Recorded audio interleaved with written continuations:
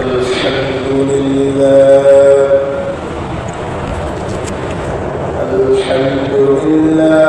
نحمده ونستعينه ونستغفره ونشهد أن لا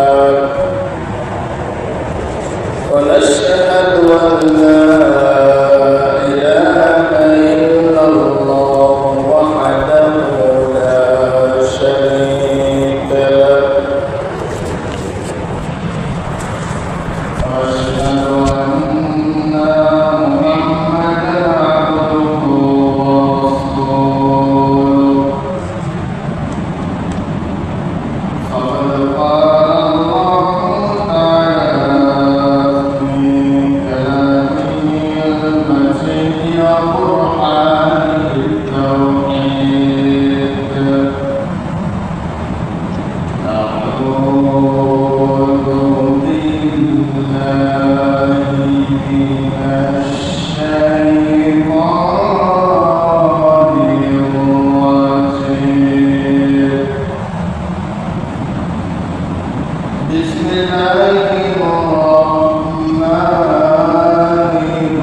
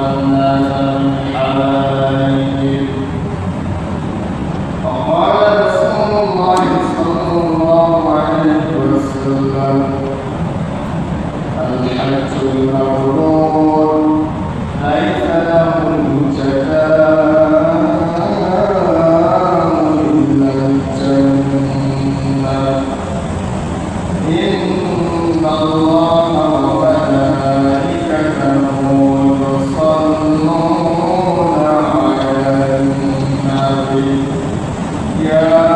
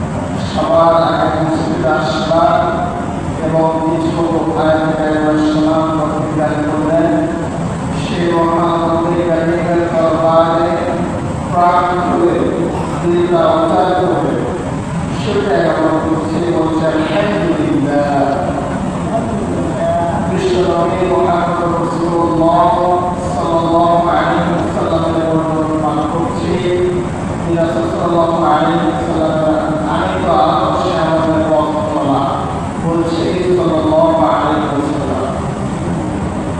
সম্মানিত মুসলিম কেরাম, আমরা জানি হজের মাস চলছে। আমি আপনাদের সামনে সূরা আলে ইমরানের 96 এবং 97 নম্বর আয়াত তেলাওয়াত করেছি এবং একটা হাদিস তেলাওয়াত করেছি। উক্ত আয়াতের মধ্যে এবং হাদিসের মধ্যে আল্লাহ রাব্বুল আলামিন পুরা হজের ঘটনা বর্ণিত করেছেন। আল্লাহ রাব্বুল আলামিনের চান সম্বন্ধে কিছু কথা আল্লাহ রাব্বুল আলামিন আমাদের বলার তৌফিক দান করুন। বলেন আল্লাহু তাআলা। আমরা যদি হজ সম্পর্কে আলোচনা করতে চাই তাহলে আমাদেরকে 4টি বিষয় লক্ষ্য রাখতে হবে।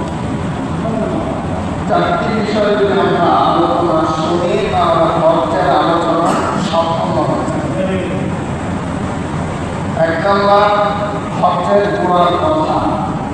প্রত্যেকটা জিনিসের একটা শিকড় রয়েছে। আমরা যদি শিকড় সম্পর্কে জানি তাহলে জিনিসটা কি ভালো না মন্দ আমরা কিন্তু সকলে যাচাই বাছাই করতে পারি। 2 নম্বর, হজের ইতিহাস। আমরা যে বিষয়ে আলোচনা করব অথবা যে বিষয় নিয়ে আলোকপাত করব সে বিষয় যদি ইতিহাস না যায়, ঐতিহ্য যদি না যায়, তাহলে আমরা কিন্তু সেই বিষয়টা পুরোপুরিভাবে আমরা বুঝতে পারব। হচ্ছে হজের বৈশিষ্ট্য বা প্রকার। একটা জিনিস আমরা আলোচনা করবো, ওই জিনিস কত প্রকার আমাদের জানবো, তাহলে আমল করবো। কোন হজটা হইত, অমরা হইত না হজ ইবাদত না, নাকি হজের কিরানত নাকি হজের দাওয়াত করত। বিভিন্ন ইবাদতের বিভিন্ন মতামত রয়েছে। আর চতুর্থ হচ্ছে যে হজ হচ্ছে বিশ্ব মুসলমানদের জন্য একটা সম্পদ। 4টি বিষয় যদি আমরা আলোচনা শুনি তাহলে আশা করা যায় ইনশাআল্লাহ হজের আলোচনা পুরোপুরিভাবে সমাপ্ত হবে। আমরা শুরু করছি তাফসীর। হজ শব্দের অর্থ ইচ্ছা করা বা সংকল্প করা। ইসলামী শরীয়তের পরিভাষায় আল্লাহ রাব্বুল আলামিনের সন্তুষ্টি অর্জনের জন্য নির্দিষ্ট মাসে নির্দিষ্ট সময়ে কাবার তাওয়াফ করার ইচ্ছা পোষণ করাকে হজ করা। আমরা জানলাম হজ শব্দের অর্থ ইচ্ছা করা বা সংকল্প করা। আল্লাহ রাব্বুল আলামিনের সন্তুষ্টির উদ্দেশ্যে নির্দিষ্ট মাসে নির্দিষ্ট সময়ে আল্লাহ রাব্বুল আলামিনের সন্তুষ্টির জন্য কাবার তাওয়াফ করার ইচ্ছা পোষণ করাকে হজ করা। আমরা এখন দেখি হজের গোড়ার ইতিহাস, হজের শিকড়টা কোথা থেকে এসেছে। আল্লাহ রাব্বুল আলামিন পৃথিবীতে অসংখ্য নবী রাসূল প্রেরণ করেছেন। অসংখ্য নবী রাসূলের মধ্যে আল্লাহ রাব্বুল আলামিন একটা নবী প্রেরণ করেছেন যার নাম হচ্ছে ইব্রাহিম আলাইহিস সালাম। ইব্রাহিম আলাইহিস সালাম একটা খ্রিস্টান পরিবারে জন্মগ্রহণ করলেন। ইব্রাহিম আলাইহিস সালাম এক নাস্তিকের পরিবারে জন্মগ্রহণ করলেন। আমার ভাইয়েরা, আমার বন্ধুরা, ইব্রাহিম আলাইহিস সালাম যখন দেখতেছেন তার সামনে 360টি মূর্তি নিয়ে পূজা করা হচ্ছে, ইব্রাহিম আলাইহিস সালাম একটু চিন্তা ভাবনা করলেন যে মূর্তি এই মানুষ তৈরি করে, যে মূর্তির উপরে ছাপ এই মানুষ, আবার সেই মূর্তির পূজা করে মানুষ। চিন্তা ভাবনা করে দেখে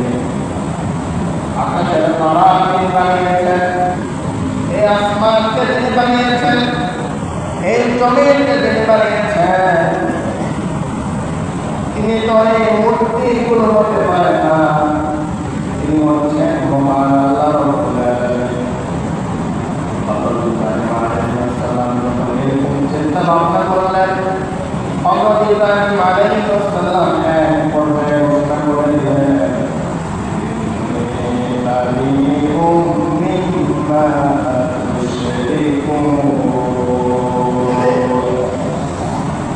ইব্রাহিম আলাইহিস সালাম বললেন, তোমরা যাদেরকে আল্লাহ রাব্বুল আলামিনের শরীক মনে করো, তোমাদের সঙ্গে আমি ইব্রাহিম আলাইহিস সালামের কোনো সম্পর্ক নেই। বলেন সুবহানাল্লাহ। ইব্রাহিম আলাইহিস সালাম বলছেন, তোমরা যারা আল্লাহ রাব্বুল আলামিনের সঙ্গে এই মূর্তিগুলোকে শিরক করো, আল্লাহ রাব্বুল আলামিনের সঙ্গে এই মূর্তিগুলোকে সমকক্ষ মনে করো, তোমাদের সঙ্গে আমি ইব্রাহিম নবীর কোনো সম্পর্ক নেই। আল্লাহ রাব্বুল আলামিন বলেন সূরা আন-নাহলের মধ্যে, ইন্নী ওয়াজ্জাহতু ওয়াজহিয়া লিল্লাযী ফাতারাস সামাওয়াতি ওয়াল আরদি হানিফাও ওয়া মা আনা মিনাল মুশরিকিন। আল্লাহ রাব্বুল আলামিন বলেন, ইব্রাহিম আলাইহিস সালাম ঘোষণা করে দিলেন, আমি ওই রহমানের দিকে মুখ ফিরালাম, যিনি আসমান এবং জমিনের মালিক, যে আল্লাহ রাব্বুল আলামিন আসমান সৃষ্টি করেছেন, যে আল্লাহ রাব্বুল আলামিন এই জমিন সৃষ্টি করেছেন। আমি আল্লাহ রাব্বুল আলামিনের দিকে মুখ ফিরালাম এবং যারা আল্লাহ রাব্বুল আলামিনের সঙ্গে শিরক করে, আমি ইব্রাহিম আলাইহিস সালাম তাদের সঙ্গে কোনো সম্পর্ক রাখবো না। সুবহানাল্লাহ। ইব্রাহিম আলাইহিস সালাম যখন এরকম বিপ্লবের ঘোষণা দিয়েছিলেন, এরকম কথা যখন ইব্রাহিম আলাইহিস সালাম তার নিজের মনকে অনুধাবন করছিলেন, আমরা তার সমাজের মধ্যে যখন কোনো ভালো ব্যক্তি, আল্লাহওয়ালা ব্যক্তি যখন বলেন, আলা তোমার আমরা এই আসমান এবং জমিন সৃষ্টি করেছেন আল্লাহ রাব্বুল আলামিন, এই আসমান এবং জমিনের মধ্যে আল্লাহ রাব্বুল আলামিনের আইন চলবে, আমরা দেখেছি ওই ব্যক্তি আর সমাজের মধ্যে শান্তি থাকতে পারে না, ওই ব্যক্তি আর সমাজের মধ্যে আসলে শান্তি ঘুমাতে পারে না, ওই ব্যক্তির উপর বিভিন্ন নির্যাতন নিপীড়ন এবং জেলের অপেক্ষা করে। ইব্রাহিম আলাইহিস সালাম যখন আল্লাহ রাব্বুল আলামিন সম্বন্ধে এরকম ঘোষণা দিয়েছিলেন, তখন ওই জাতির কওমের লোকেরা ইব্রাহিম আলাইহিস সালাম সম্বন্ধে আলোচনা করলেন।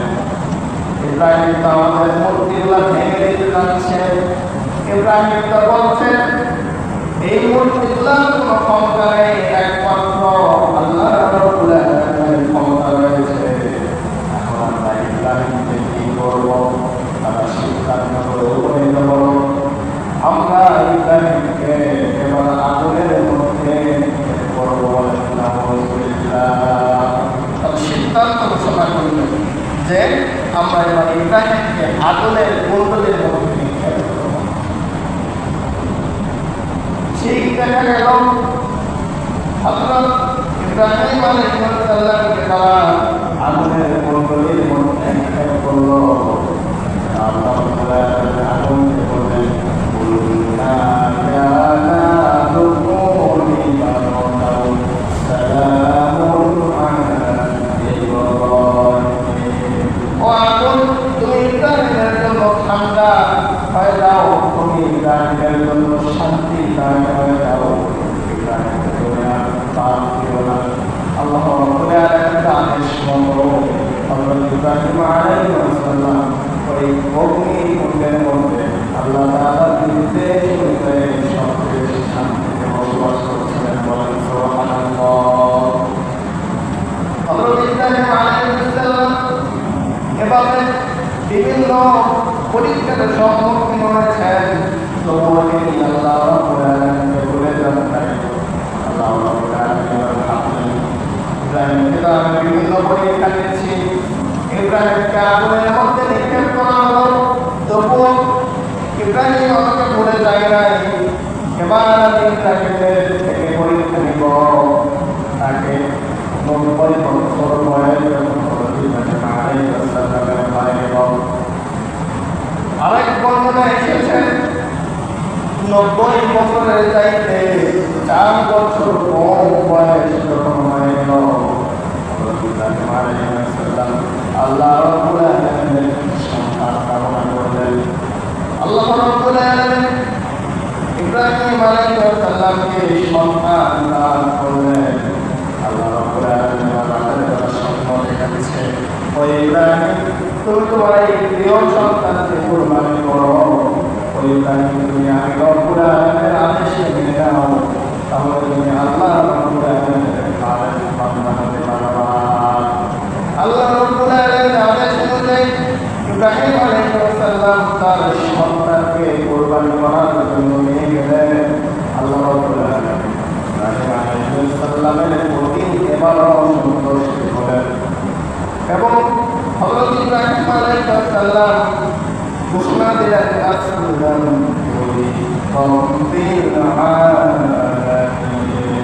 আমি একমাত্র ইসলাম কবুল করলাম এবং ইসলামকে আমার যাবতীয় জীবনে সকল জীবনে আমি ইসলাম গ্রহণ করলাম। আল্লাহ রাব্বুল আলামিন তাকে যখন এরকম বিভিন্ন পরীক্ষা নিচ্ছে, পরীক্ষায় হযরত ইব্রাহিম আলাইহিস সালাম উত্তীর্ণ হয়েছে।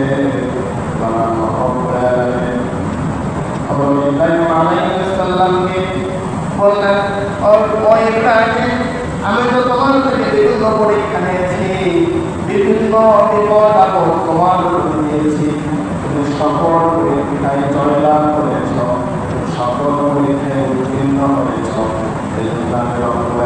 তোমাকে বিশ্ব জাহানের জন্য জাতির পিতা হিসাবে আমি রব্বুল আলামিন ঘোষণা করেছিলাম। বলেন সুবহানাল্লাহ। আমাদের জাতির পিতা হযরত ইব্রাহিম আলাইহিস সালাম, কিন্তু আমাদের দুঃখ কপালে এই যে এই 54 বছরে একদল জালেম আমাদেরকে জাতির পিতা হযরত ইব্রাহিম আলাইহিস সালাম বলে স্বীকৃতি দেয় নাই, তার বাবাকে জাতির পিতা হিসাবে ঘোষণা করেছে এবং প্রত্যেকটা প্রতিষ্ঠানে প্রত্যেকটা জায়গাতে এমনকি এমনও রেকর্ড রয়েছে, মডেল মসজিদগুলো যখন সর্বপ্রথম উদ্বোধন করা হলো, মডেল মসজিদের দেওয়ালের গায়ে নজরুলের ছবি টাঙ্গানো তার প্রত্যেকটা জায়গাতে স্বীকৃতি দিল যে জাতির পিতা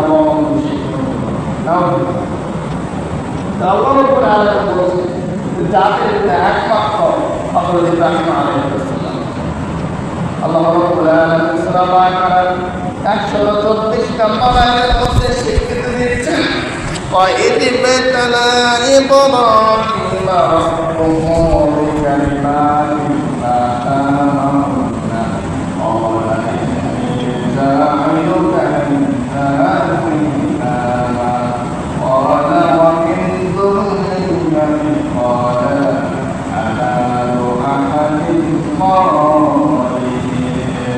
আল্লাহ রাব্বুল আলামিন বলেন, এবং আমি ইব্রাহিমকে বিভিন্ন পরীক্ষা করলাম এবং সকল পরীক্ষায় সে উত্তীর্ণ হলো।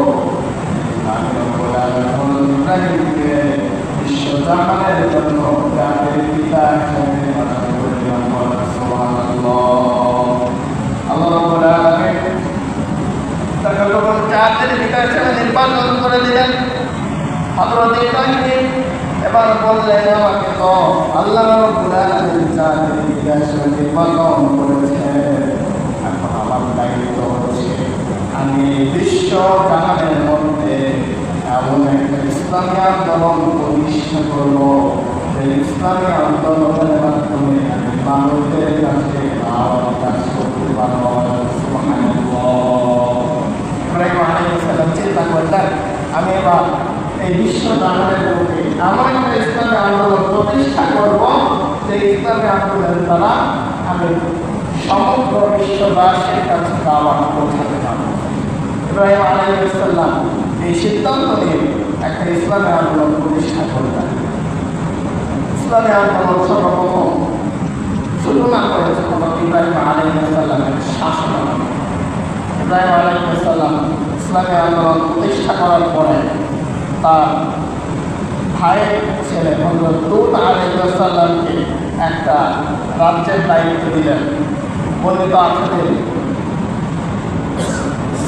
শাসন এলাকার দায়িত্ব তার ভাতৃপুত্র তার ভাইয়ের ছেলে হযরত লূত আলাইহিস সালামকে দিলেন এবং হযরত ইসমাঈল আলাইহিস সালামকে দায়িত্ব দিলেন, তুমি আমার সঙ্গে মক্কা থেকে মদিনায় হিজরত করবা এবং মক্কা থেকে মদিনায় হিজরতের পথে যত মানুষ আসবে সকল মানুষের কাছে আমরা দাওয়াত কাজ করব। এবং তার কনিষ্ঠ পুত্র তার ছোট পুত্র হযরত ইসহাক আলাইহিস সালাম দায়িত্ব দিলেন যে তুমি মিশরে দাওয়াত কাজ করো। ইসলামী আন্দোলনের দায়িত্বশীল ইসলামী আন্দোলনের দায়িত্বশীল বিভক্ত হয়েছে। ইসলামী আন্দোলনের দায়িত্বশীলের দায়িত্ব দেওয়া হয়েছে হযরত ইব্রাহিম আলাইহিস সালামের শাসনামলে। এবার হযরত ইব্রাহিম আলাইহিস সালাম তাদেরকে যখন এরকম দায়িত্ব ভাগ করে দিলেন, তারা আল্লাহ রাব্বুল আলামিনের দ্বীনের দাওয়াত কাজ চালিয়ে যাচ্ছিল। এক পর্যায়ে আল্লাহ রাব্বুল আলামিন বললেন, ও ইব্রাহিম, একটা মৌসুম আসবে, সেই মৌসুমে তুমি ইব্রাহিম আলাইহিস সালামকে আমি রব্বুল আলামিন আদায় করার জন্য আদেশ করে দিব। আল্লাহ সূরা ইমরান 96 নম্বর আয়াতের মধ্যে বলেন, ইন্না আউওয়ালা বাইতিন উযিআ লিন-নাস বিবাক্কাতান মুবারাকান ওয়া হুদান লিল-আলামিন ফীহি আয়াতুন বাইয়িনাতুন মাকামু ইব্রাহিম ওয়া মান দাখালাহু কানা আমিনা। আল্লাহ রাব্বুল আলামিনের কাছে মানুষদের জন্য একমাত্র নির্মিত সর্বপ্রথম যে ঘরকে নির্মাণ করা হয়েছে সেই ঘরের নাম হচ্ছে মক্কাতুল মুকাররমা। আল্লাহ তাআলা বলছেন, এই মক্কাতুল মুকাররমাতে আল্লাহ রাব্বুল আলামিন মানুষদের জন্য হেদায়েতের ব্যবস্থা করে দিয়েছেন এবং এই মক্কাতুল মুকাররমার মধ্যে অনেকগুলো নিদর্শন রয়েছে, অনেকগুলো চিহ্ন রয়েছে, অনেকগুলো নিদর্শন, অনেকগুলো চিহ্নের মধ্যে একটি নিদর্শন হচ্ছে মাকামে ইব্রাহিম। এই মাকামে ইব্রাহিমের মধ্যে যে ব্যক্তি প্রবেশ করবে আল্লাহ রাব্বুল আলামিন তাকে কিয়ামত দ্বারা নিরাপত্তা দিবেন। বলেন সুবহানাল্লাহ। আল্লাহ বলেন, নিশ্চয় সর্বপ্রথম নির্মিত সর্বপ্রথম আমি রব্বুল আলামিন যে ঘর নির্মাণ করেছি দিনের মধ্যে, সেই ঘরের নাম হচ্ছে মক্কাতুল মুকাররমা। মক্কাতুল মুকাররমার মধ্যে অনেকগুলো নিদর্শন রয়েছে। নিদর্শনের মধ্যে একটা নিদর্শন হচ্ছে মাকামে ইব্রাহিম। এখানে যে ব্যক্তি প্রবেশ করবে আমি রব্বুল আলামিন তাকে নিরাপত্তা দেব। আল্লাহ রাব্বুল আলামিন সূরা আল-কাবুতের 47 নম্বর আয়াতের মধ্যে আরো জানিয়ে দিচ্ছেন, আওয়ালাম ইয়ারাউ আন্না জাআলনা হারামান আমিনা ওয়া কুন্না সাহাবাইন। আল্লাহ রাব্বুল আলামিন বলেন, আমি রব্বুল আলামিন মানুষের জন্য শান্তিপূর্ণ একটি ঘর নির্মাণ করেছি, যে ঘরের নাম হচ্ছে মক্কাতুল মুকাররমা। এই মক্কাতুল মুকাররমার আশেপাশে কিয়ামত পর্যন্ত কোনো চুরি হবে না। কিয়ামত পর্যন্ত এই মক্কাতুল মুকাররমার আশেপাশে কোনো চিন্তাই হবে না। এই মক্কাতুল মুকাররমার নিরাপত্তার দায়িত্ব আমি রব্বুল আলামিন নিজ হাতে নিয়েছি। বলেন সুবহানাল্লাহ। আল্লাহ রাব্বুল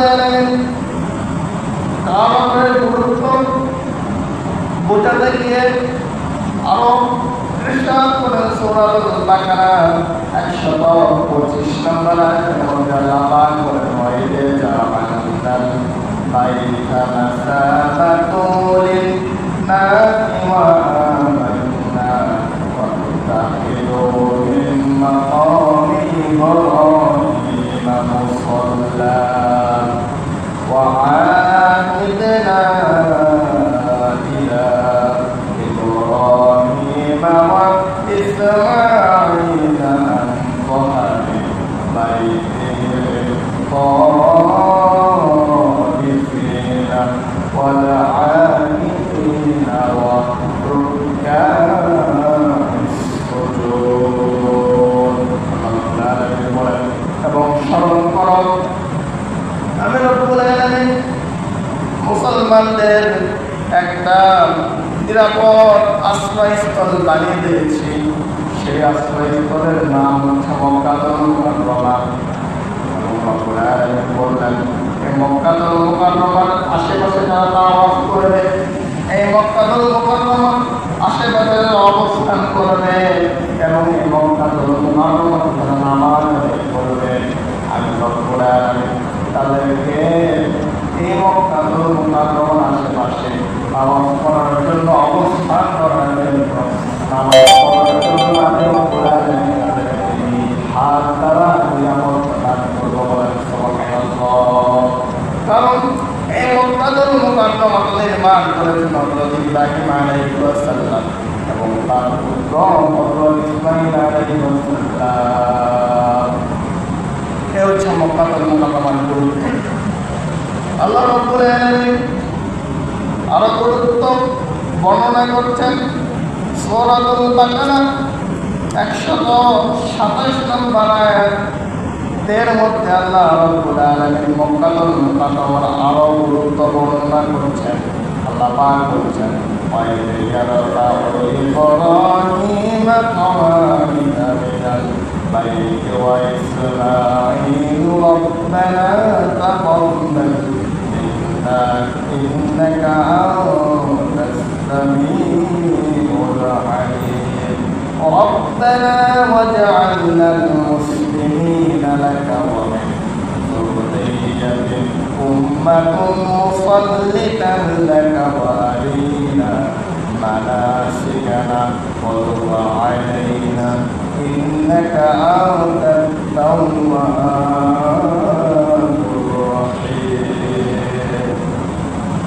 আল্লাহ রাব্বুল আলামিন বলছেন এবং স্মরণ করো যখন ইব্রাহিম আলাইহিস সালাম এবং তার ছেলে হযরত ইসমাঈল এই কাবা ঘর নির্মাণ করলেন। এই কাবা ঘর তারা তৈরি করলেন। কাবা ঘর তৈরি করার পরে তারা দুইজন আমি রব্বুল আলামিনের কাছে দোয়া করলেন, আমি রব্বুল আলামিন এত কষ্ট করে এই কাবা ঘর নির্মাণ করলাম, আমি রব্বুল আলামিন এত কষ্ট করে তৈরি করলাম, আপনি আমাদের এই চেষ্টাকে এবং আমরা যতটুকু কাজ করেছি সকল কাজকে আপনি কবুল আর মঞ্জুর করে নিন এবং যত মুসলমানরা বিশ্ব থেকে কাবার হজ করতে আসবে সকল মুসলমানদেরকে আপনি রব্বুল আলামিন এই কাবারে আসার কারণে নিরাপত্তা দান করে দেবেন। সুবহানাল্লাহ। ইব্রাহিম আলাইহিস সালাম আল্লাহু তাআলার কাছে দোয়া করছেন এইভাবে। কাবা ঘরের গুরুত্ব সম্পর্কে আল্লাহ রাব্বুল আলামিন আমারও জানাচ্ছেন সূরাতুল ইব্রাহিম 25 নম্বর আয়াতের মধ্যে আল্লাহ পাক বলছেন ওয়াইদ ক্বালা ইব্রাহিম রাব্বিজআল হাযাল বালাদি আমিনাও ওয়াজআলনি ওয়া বানিয়া আন না'বুদাল আসনাম। এবং স্মরণ করো যখন ইব্রাহিম আমি রব্বুল আলামিনের কাছে দোয়া করেছিল, আয় রব্বুল আলামিন আপনি মক্কা শহরকে শান্তিপূর্ণ বানাইলেন এবং আয় রব্বুল আলামিন আপনি মক্কা শহরকে আমাদের জন্য নিরাপদ বানাইলেন। বলেন সুবহানাল্লাহ। এবং বিভিন্ন আয়াতের মধ্যে আল্লাহ রাব্বুল আলামিন মক্কা শহরের এই কাবা ঘরের গুরুত্ব সম্পর্কে উল্লেখ করেছেন। এই হচ্ছে মক্কা শরীফের হজ্জের পুরার ইতিহাস কেবল আপনারা জানেন। এখন হজের গুরুত্ব, হজের ইতিহাস, হজের শিক্ষা, চারটা পয়েন্ট আছে। বিভিন্ন আলোচনা করতে গেলে তোমার সময় শেষ হয়ে যাবে, আমি অল্প কিছু কথা বলে শেষ করবো। হজের ইতিহাসটা একটু শোনা দরকার আমাদের, যদি আমরা না জানি তাহলে তারা হজ করতে গিয়েছে অথবা আমাদের পরবর্তীতে তাদের হজ সম্পদ হবে, আমরা যা হজে যাবো তাহলে আমরা বুঝতে পারবো না যে হজের নিয়ম কানুন কোথা থেকে আসে। আল্লাহ রাব্বুল আলামিন হযরত ইব্রাহিম আলাইহিস সালামকে ঘোষণা করে দিলেন, ও ইব্রাহিম নবী, তুমি একটু তাকিয়ে দেখো না, মক্কার মানুষজন শুক্র গ্রহ, শনি গ্রহ, বুধ গ্রহ এবং বিভিন্ন মূর্তির পূজা করতেছে এবং তারা আবার আল্লাহ রাব্বুল নামে কুরবানি করতেছে। তারা আবার ঘোষণা দিচ্ছে আল্লাহ আমাদের রব। তারা আবার সর্ব অবস্থায় আল্লাহ রাব্বুল আলামিনের ইবাদত করছে। তাহলে কি তাদের ইবাদত আমি রব্বুল আলামিন কবুল করব নাকি? আমি রব্বুল আলামিন এরকম শিরক করার কারণে তারা অপকর্মের সঙ্গে লিপ্ত হচ্ছে, আবার অন্যায়ের সঙ্গে লিপ্ত হচ্ছে। রব্বুল আলামিন এই কাফেরদের ইবাদতকে কবুল করব না। কাফেররা তখন মক্কা শরীফের দিকে তাওয়াফ করতে করতে বলতো, লাব্বাইক আল্লাহুম্মা লাব্বাইক, লা শারীকা লাকা ইল্লা শারীকান হুয়া লাকা তামলিকু ওয়া মা মালাকা।